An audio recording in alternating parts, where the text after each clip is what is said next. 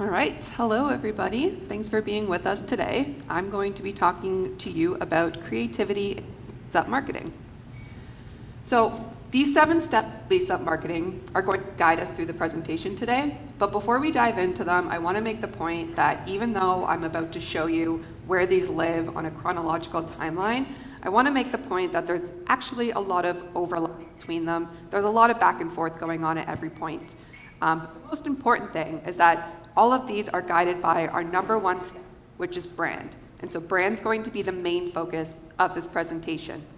And while the 7th step is optimization, there's actually optimization happening at every single one of these steps. So throughout the presentation, I'll also be giving you some tips on how you can optimize at each stage of the lease-up process. So here is the lease-up marketing timeline, or an ideal lease-up marketing timeline. Of course, things vary from project to project, but the relationship between each step is pretty consistent, should be pretty consistent, whatever timeline you're working with. So the timeline split into 2 phases, our pre-leasing and our leasing, and everything works up to our first occupancy date. So our first step is name and brand.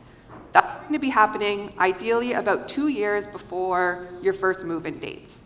Now, this is the thing that's ultimately going to be what really connects you with your target audience. So it's a really important step. As I said, it's going to bring us through the presentation. The next step is registration and digital ads. This is where you're going to start building a list of quality prospects that you can re-engage with later on. And then about a year out, you're going to start working on your marketing collateral. Now, this is what's going to help you bridge the gap between your digital presence and your online tours, or your in-person tours later down the line. So you don't necessarily need stuff right now, but it's kind of a good point in the timeline to begin working on and getting all of these assets ready for use later on. Now, about 10 months out from first move-ins, you want to launch your full website, and this is also going to kick off your leasing period. So at this point, you're going to be putting up your ad spend, and it's really going to be the kickoff of the main portion of your campaign. Now, following that, almost immediately, we're going to start with retargeting and e-blasts and ways to re-engage with previous prospects and also find new prospects. And then finally, once all of these things are in place, we're just going to focus on optimizing to get us to the end of the lease-up period and into stability. So diving into name and brand, our first step here. Before I do that, I want to make the point that just before our first stop of the Roadshow, about just over 2 months ago now, we polled 5,000 renters, and we asked them about branding in apartments and what that means to them and how they perceive brands. And so these have just been shared for the Roadshow, the results of that. So you're going to get to see some of those insights as we go along.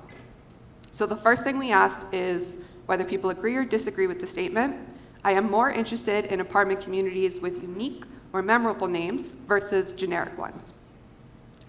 37% of people said that they agree with this, that they prefer something a little bit more unique and abstract.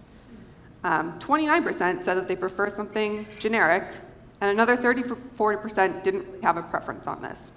What this means is that, for the most part, name is not going to be something that makes or breaks a renter's connection with the property. A lot of that stuff is going to be built later on. So when you're naming your property, there's lots of things that you can take inspiration from. You could stick with something like the address or the location to really emphasize the position of the property in the city. You can focus on the general location, you could pull up site history, or you can come up with an abstract idea. It should, of course, appeal to your target demographic, so keep that demographic in mind when you're making that decision. The most important thing is that the name that you choose is going to really set the tone for the brand and the rest of the element. So with that in mind, have fun with this stage. The name is going to set your lease up for by choosing a name that resonates with the broader team. So this is something that should mean a lot to you, even if it doesn't immediately mean a lot to renters. Because brand is not just for prospects. Brand is an expression of your intentions, and it should follow you through not only your marketing efforts, but also your operations. So it's really important that this resonates with the broader team. If name isn't necessarily all that important, how important is brand? We asked renters whether they agree or disagree that branding is an important factor. And 3 out of 4 renters agreed that brand is an important factor. We also asked whether people agree that they're more attracted to apartment communities with a strong brand. And not surprisingly, 65% of renters agreed with this statement. They are more attracted to an apartment community that has a strong brand, and only 12% completely disagreed with this. This makes sense, right? Because apartment branding fundamentally is no different than any of the other brands that you interact with every single day. Brand is extremely important. It serves a lot of purposes. It creates unique identity that helps consumers distinguish between one product and another. It builds trust, credibility, and loyalty. It establishes an emotional connection between the product and its consumers. It communicates a value proposition that allows people to, learn about it and decide whether they want to buy into it. And most importantly, it serves as the foundation for all of your other marketing and operation efforts. Okay, so how are you going to come up with a brand that is that special and that does all of those things that we need our brand to do? Well, the first thing we need to do is recognize that brand development is a creative, collaborative, and laborious process. Now, most likely, or you should be working with creative experts, but that doesn't mean that you can sort of leave things up to the creatives. It's really important that you stay involved in that process and keep informing those creatives about the brand story and the things that are going to carry you through the rest of the lease-up. The other important thing, and people often forget this, is to not lose sight of what's going on with other aspects of the building development. So if we're talking about a lease-up and we're talking about naming and branding 2 years before move-ins, at this point you probably have an exterior rendering. You might have some inspiration for some of the interior decor and suite options, but you don't have a lot of these items finalized yet. So as marketers, you can't lose sight of those conversations because ultimately you need the brand to align with those decisions. So as those conversations progress, make sure they become brand development process so that you don't end up with something that is in conflict with what the building actually is. And the third thing, of course, with everything we do is to always keep your target audience in mind. Ultimately, you're doing this for them, to connect with them. Our first optimization tip is for our name and brand. So a lot of people think that you develop your brand and then that's kind of it and it just remains static. But I really want to make the point that your brand can and should evolve over time. So I know the Amazon example is pretty dramatic. From their first iteration to their last or their current iteration, it does seem very different. But I want to ask you to look a little bit closer at it, because what we actually see through each iteration of the brand is this idea of a pathway or connecting something directly with consumers. Now they play with this idea, the first one's a little bit simple, and then you see in the second version that pathway is breaking through a lot of complexity. And then they go through other iterations. Obviously, Amazon as a company changed a lot over these years. But when you get to the final result, you still see that pathway. But now they've represented it as something from A to Z, which represents the greater scope of projects that they have or of products that they have for sale. And it also forms this kind of smiley face. So it represents them as a more friendly brand and something that is very consumer-focused. So my point is, obviously I'm not suggesting that during a lease-up you completely rebrand your project, but I do think it's important to take feedback from prospects, from renters, as the lease-up progresses. And perhaps you need to mute certain parts of the brand that maybe aren't resonating with your target audience, or you need to play up other parts of the brand a little bit more. So it's important to not treat your brand as a static thing. Let it evolve as long as it stays true to the core ideas that you've put into your brand. So now we are launching our registration and our digital ads. And so with the registration page launch, this is really the first major launch of your brand. So it's important that as much thought and attention goes into building your registration page as your full website and any of the efforts that you have later down the road as well. Now, the key things to have on your registration page, obviously there's basic things like site navigation, some photos, but you also want to make it very easy for people to register on the site and give them a sense of what that actually means, when they will hear back, what the project timeline is. Things like that will keep them engaged during the registration period, because remember, we're still about 1.5 years away from first move-ins here. Now, an optimization tip here is to make sure that you're putting out fresh content. So this is really important, not just from an SEO perspective, because when you first launch a website on a new domain, you don't really have any SEO authority or value. So this is great for an SEO, from an SEO perspective. But the other thing is that you also don't want your prospects to think that this project isn't moving forward. The website's going to be up for over a year. They need to know what's changing during that time. So making sure that you're putting out any news about construction updates, little sneak peeks at amenities, connections that you're making with members of the community or partnerships that you're bringing on to help your residents.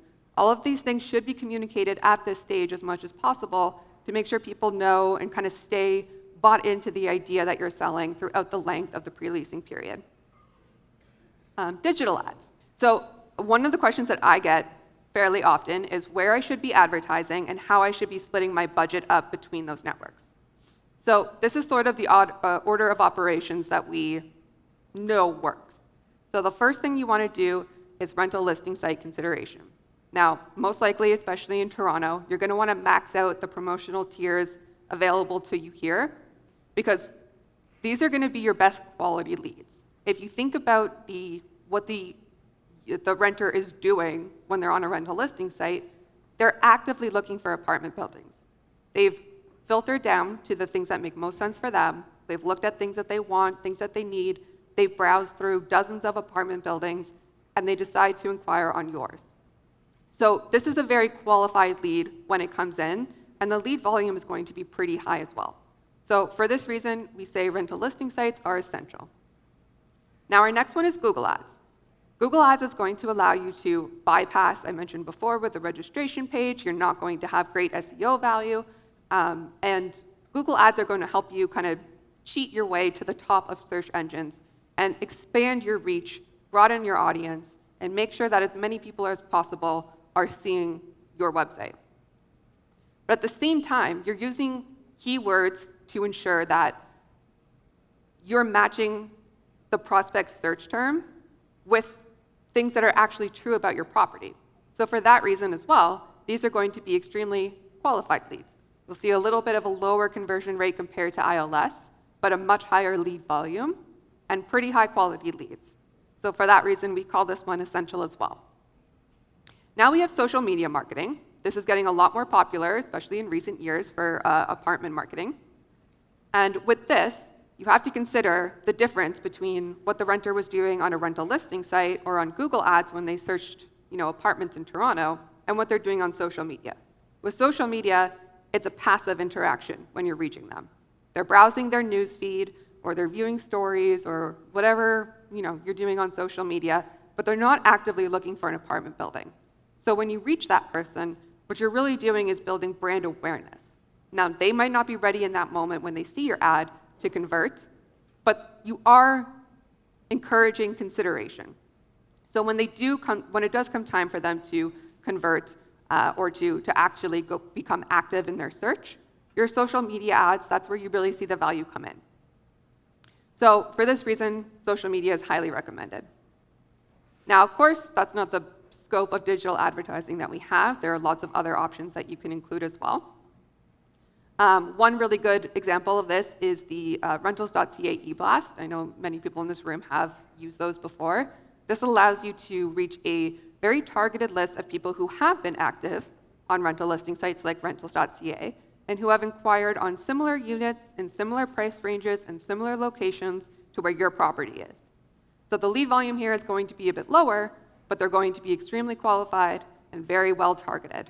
So for this reason, we say that this is recommended, usually for larger developments when you really need a boost in leads at any point in time.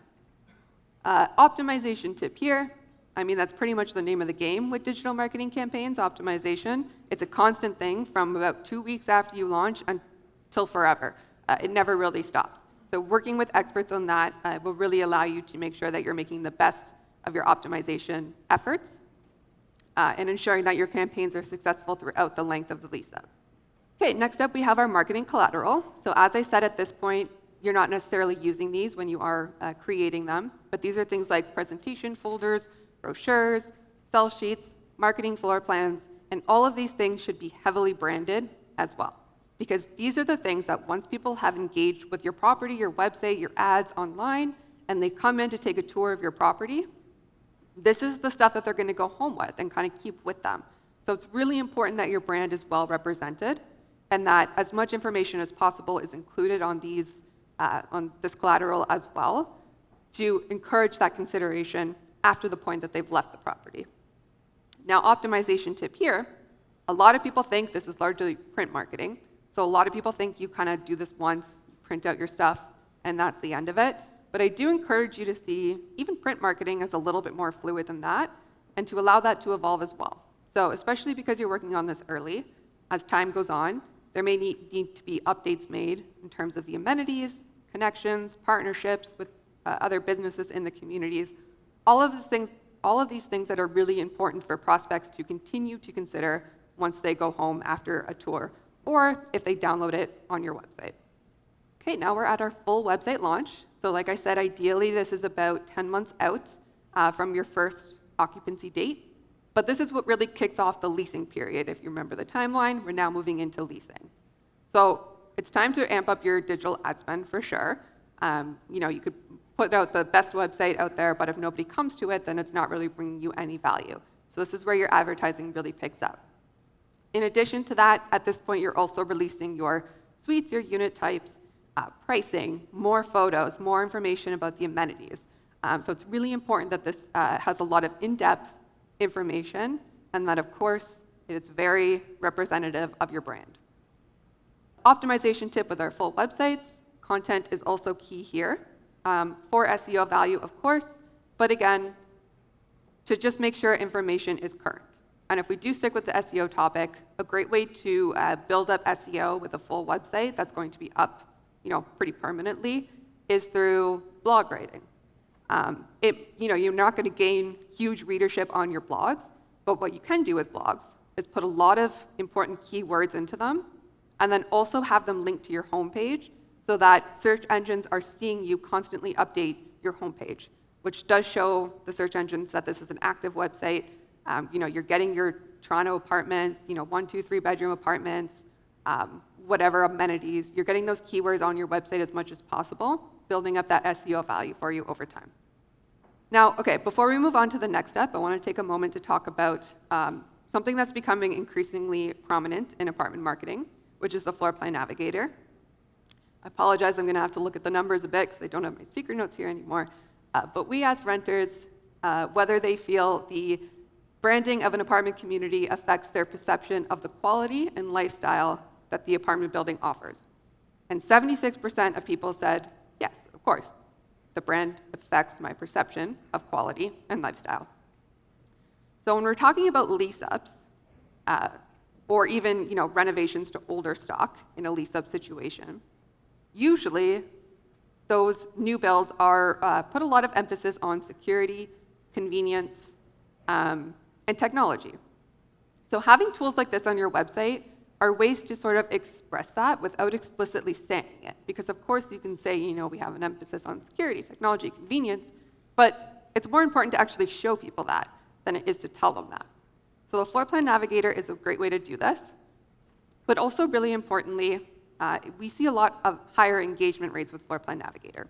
Because what it does is it allows the prospect to visualize the exterior of the building, to see themselves going into individual floors and choosing the units that are going to be the best fit for them. Along the way, they can see galleries of the units, the floor plans, all the specific details about those units, allowing them to check off their boxes all the way. So by the time they come to your leasing agents, they have a really good idea of the apartment that they're going to want to call home, which is going to speed them up through the leasing process. And also, of course, again, speaking to quality of leads, that's going to help with the quality because they're kind of ready to purchase when they come in. And that's not really a new idea. If you think about the shopping experiences now, especially in the post-COVID era, where most of shopping was done online, a lot of people will kind of pre-shop online before they go in to purchase something. It's the same with apartment buildings. It's a lot of stores too, you kind of walk in nowadays and there are kiosks there where you can search for the item you want. go directly to the place on the shelf and purchase, or a lot of people are still just shopping online. So if we're saying that apartment buildings are, from a brand perspective, really no different than other types of brands that we interact with, then capturing this expectation of the shopping experience is extremely important. Now, the other great thing about Floor Plan Navigator is the insights that it brings. So what's different about the insights that you get from Floor Plan Navigator versus, a more traditional suite table is the real-time unit-level insights that Floor Plan Navigator can bring. This is crucial for optimizing your lease-up strategy as you go on, because it lets you see which units people are engaging with the most, which may cause you to make, for example, strategic pricing changes to match sort of where the demand is. But it also might make you maybe pull back on units or maybe raise the price of units that are going a little bit quicker than other units to allow your leasing to kind of even out a little bit more across all of your different unit types. And this is also really valuable data for future lease-ups. So we've talked a lot about building different types of units today and which ones appeal, which ones are in higher demand. This lets you see what your development in a particular area, how people actually responded to the different unit types. So if you are a developer, you can bring this information into future developments and use that to see what types of units you should build, what types of layouts people like, what types of amenities they really care about. Okay, back to our timeline. We're now on retargeting and e-blasts. Like I said, this is happening pretty much day one after launching the full website.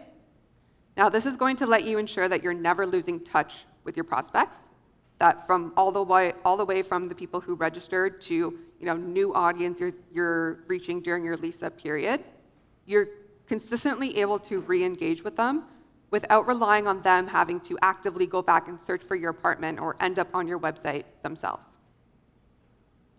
It's also really great for brand awareness, and we're talking this whole time about how important brand is.